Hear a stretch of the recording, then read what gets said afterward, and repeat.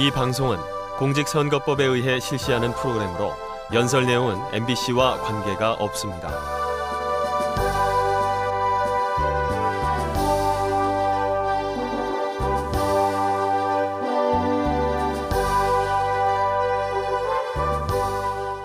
안녕하십니까. 민주통합당 국회의원 신경민입니다. 가을이 깊어가고 있습니다. 하루가 다르게 아침 저녁으로 추워지고 있습니다.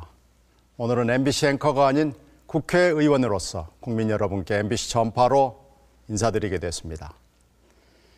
MBC는 제 청춘과 열정을 바친 곳입니다. 1981년 입사해서 2011년 퇴사했으니까 30년 세월 여기에서 함께했습니다. 제가 강제로 9시 뉴스데스크 앵커 자리에서 떠난 것이 2009년 4월이었습니다. 3년 반 만에 MBC 카메라 앞에 서니까 앵커 시절로 되돌아간 것 같습니다. 그러나 지금 이 시각에도 마음이 아픕니다. 지난 4년 동안 공영방송 MBC가 겪었던 고통, 추락하는 과정을 선배로서 그리고 바깥에서 지켜볼 수밖에 없었습니다. MBC 직원들은 공영방송 수호를 외치면서 170일이라는 기록적인 파업을 벌였지만 지금 MBC는 갈수록 추락하고 있습니다. 방송이 객관성과 공정성을 잃으면, 방송이 한쪽 편만 들게 되면 무서운 흉기로 돌변합니다. 방송 뉴스에서 한마디, 방송에서 그림 한 조각은 수천, 수만의 목소리보다 더 크고 더 멀리 가기 때문입니다. 그 엄청난 힘을 알기에 기자는, 방송인은 더욱 신중해야 하고 무거운 책임감을 느껴야 합니다. 저는 MBC에서 그렇게 배웠고 배운 것을 지켜보려고 노력했습니다. 그 원칙을 지키려다 불이익을 당했지만 타협하지 않았습니다. 틀린 보도를 하지 않기 위한 노력, 뉴스 가치를 바르게 판단하기 위한 노력, 기자로서의 자부심과 명예로움, 이런 것들이 후배로 이어지고 신뢰가 쌓여서 방송사, 언론사의 전통이 됩니다. 그래서 기자는 목에 칼이 들어와도 할 말은 하는 사람이 되는 것이고, 패는 칼보다 강하다는 말이 성립합니다. 그런데 지금 공영방송 MBC 상황은 어떻습니까? 편파, 왜곡 보도는 더욱 심해지고 있고, 귀중한 공공재인 방송 전파는 자살을 방어하기 위한 도구로 전락하고 있습니다. 취재와 보도에 매진해야 할 기자들은 MBC와 방송문화진흥회를 잘 봐달라고 로비하는 일로 내몰리고 있습니다. 왜 이런 일이 계속 벌어지고 있는 걸까요? 이유가 뭘까요? 정치가 언론을 장악하려 하고 언론이 정치에 영합하는 일, 곧 권한 유착이 이런 사태가 벌어진 근본적 이유입니다.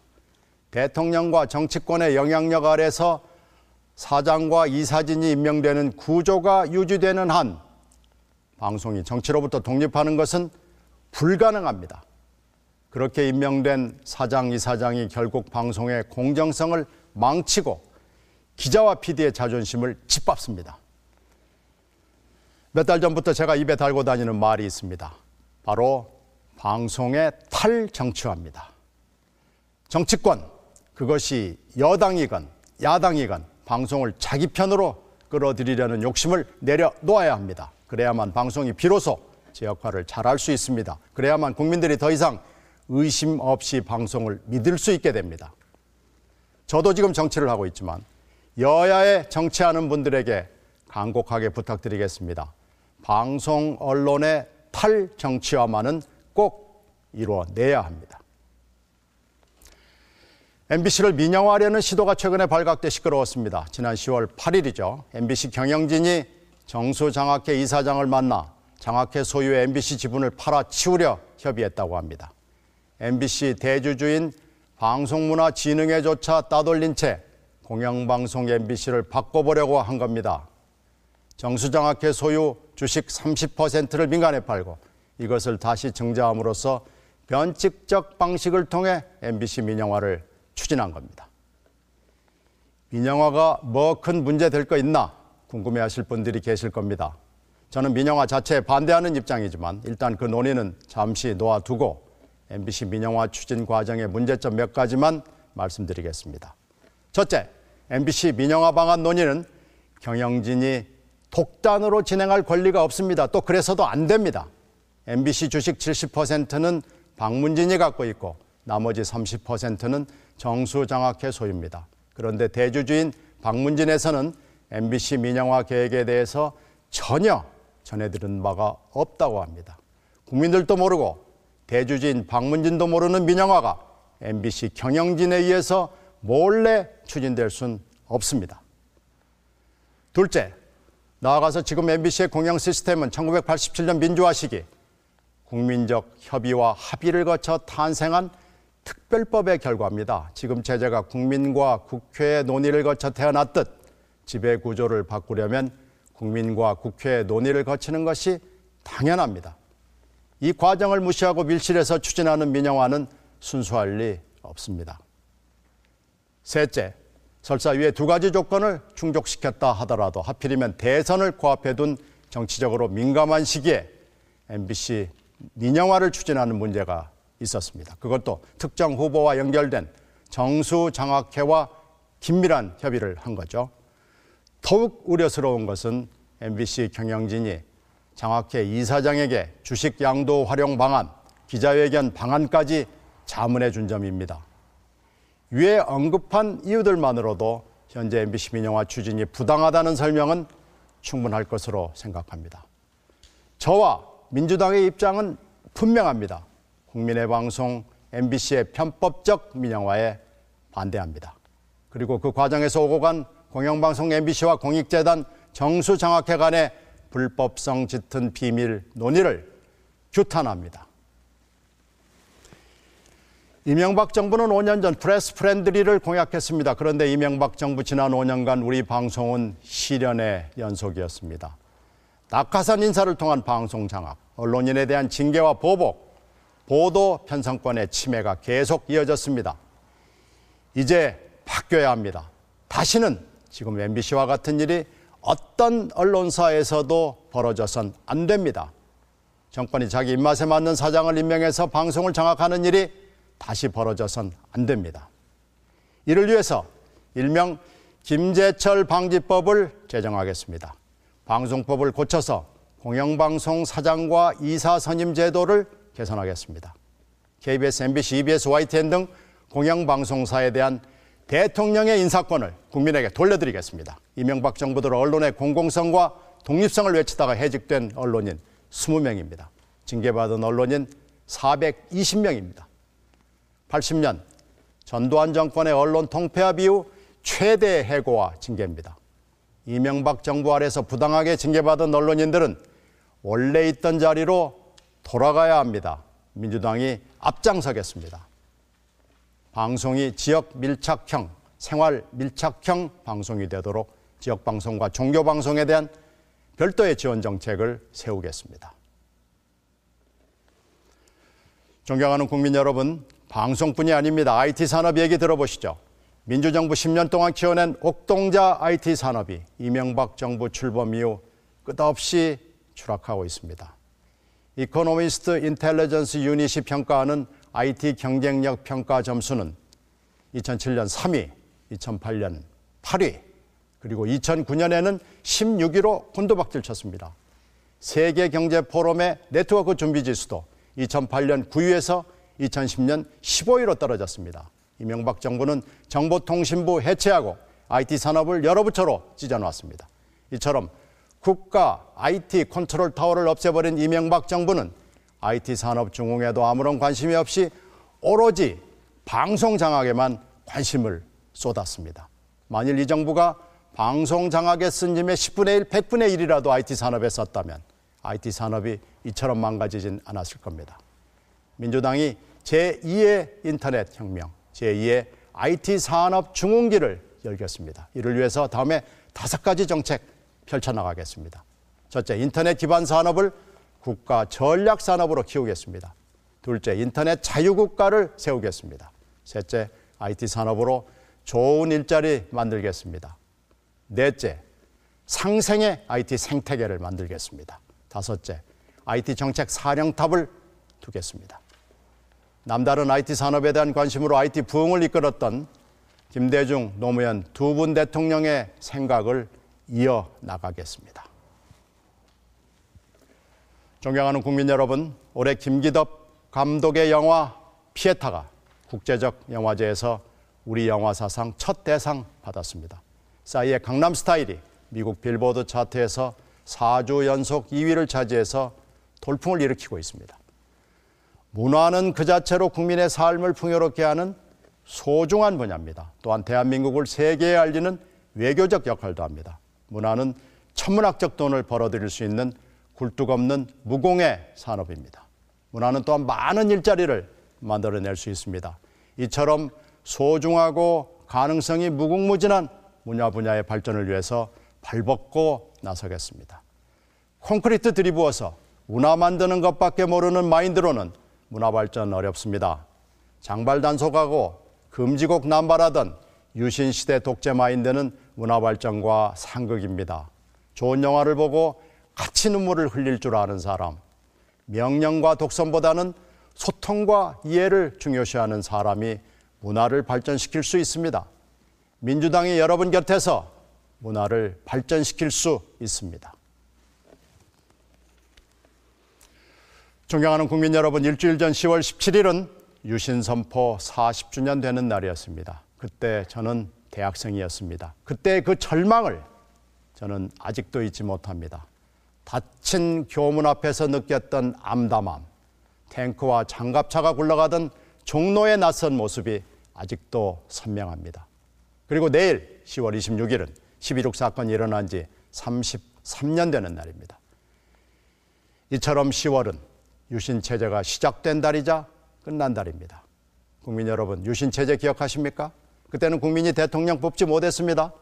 거수기에 불과한 선거인단 2,000명이 체육관에 모여서 자기들끼리 대통령 뽑았습니다. 박정희 대통령이 단독 출마해서 99.9% 찬성받아 당선됐습니다. 국민 뜻은 무시되고 정권 교체는 아예 불가능했습니다. 박정희 대통령의 영구집권, 총통제였습니다.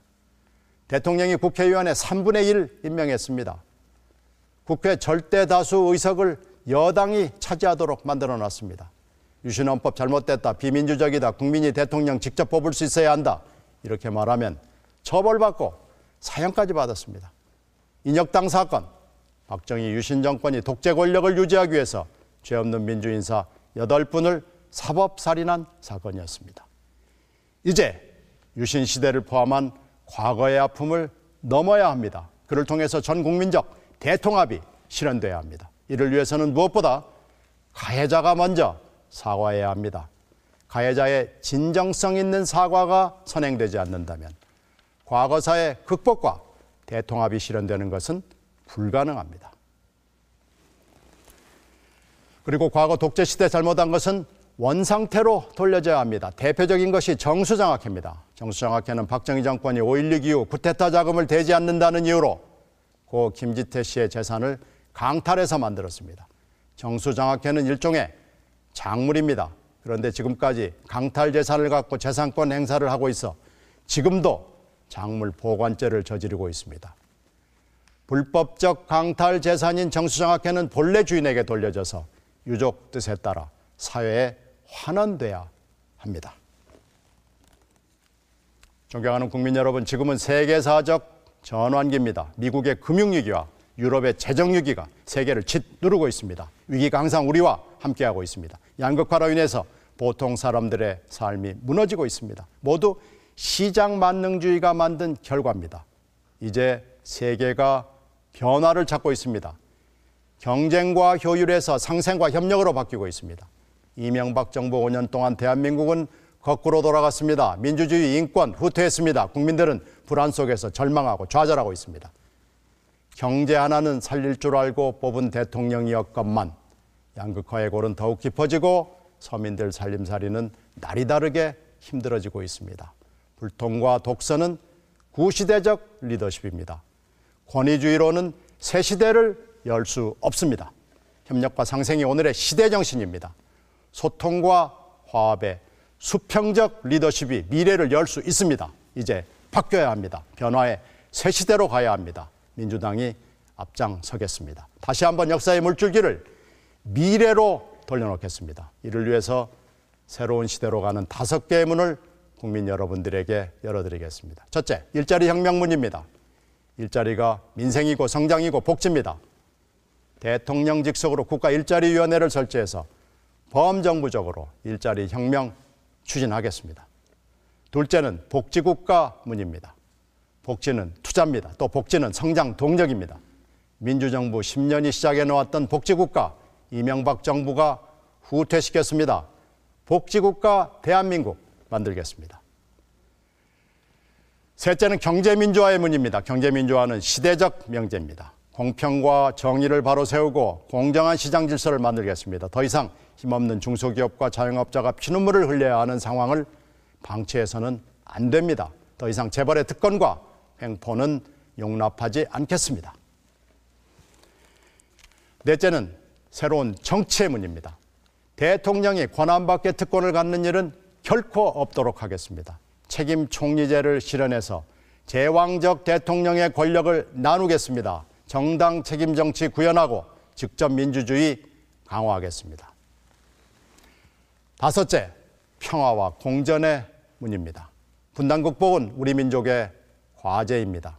튼튼한 안보의 바탕 위에서 평화와 공존을 실현하겠습니다. 이제 평화는 경제입니다. 남북이 평화로울 때 투자자가 몰려들고 경제가 발전합니다. 남북경제연합을 통해서 통일을 이뤄나가겠습니다. 그리고 국민 여러분께 사과드리겠습니다. 민주당 그동안 부족했습니다. 믿업지 않았습니다. 죄송합니다. 저희가 모자랐기에 실망을 시켰고 새로운 시대의 희망을 정치권 밖에서 정당 밖에서 찾는 분들이 많았습니다. 그러나 존경하는 국민 여러분, 국정을 성공시키기 위해서는 정치적 결사가 필수적입니다. 새 시대에 중차대한 과제인 복지국가, 재벌개혁, 경제민주화, 일자리 창출 모두 정치적으로 힘을 모아야만 가능합니다. 부족하지만 열심히 하겠습니다. 바꾸고 또 바꾸고 혁신하고 또 혁신해서 해보겠습니다. 민주 진보 세력 전체 힘을 모으겠습니다. 그 힘으로 사람이 먼저인 세상을 만들어 보겠습니다. 3년 전 제가 MBC 뉴스데스크 앵커로 일했던 시절 제 클로징 멘트가 장안의 화제가 되곤 했죠. 그런 클로징 멘트가 문제가 돼서 강제로 앵커 자리에서 내려오게 됐습니다. 앵커에서 강제로 쫓겨난 이후 다시 방송을 하는 상상을 수없이 했지만 저는 방송을 1분 1초도 다시 하지 못했습니다. 물러날 당시 마지막 클로징 멘트에서 제가 드렸던 말씀이 아직 생생합니다. 그때 저는 자유, 민주, 힘에 대한 견제, 약자 배려, 그리고 안전을 제 원칙이라고 말씀드렸고 희망을 품은 내일이 언젠가 올 것으로 믿는다고 말씀드렸습니다. 안타깝게 상황이 나아진 것 같지 않습니다. 솔직히 말씀드리면 상황은 더 나빠졌습니다. 한 가지 다행스러운 점이 있다면 이제 여러분께 제가 임박한 희망을 배달해 드릴 수 있는 자리에 있다는 점입니다. 클로징 멘트는 아직도 유효합니다. 유권자 여러분, 여러분의 희망을 품은 미래가 55일 뒤 12월 19일 열립니다. 그런데 그 미래에는 조건이 한 가지 있습니다. 바로 여러분의 손으로 직접 열어야 한다는 조건입니다. 55일 뒤 투표소에서 여러분의 손으로 희망의 문을 열어주십시오. 행복한 하루 되시기 바랍니다. 저는 신경민이었습니다. 감사합니다.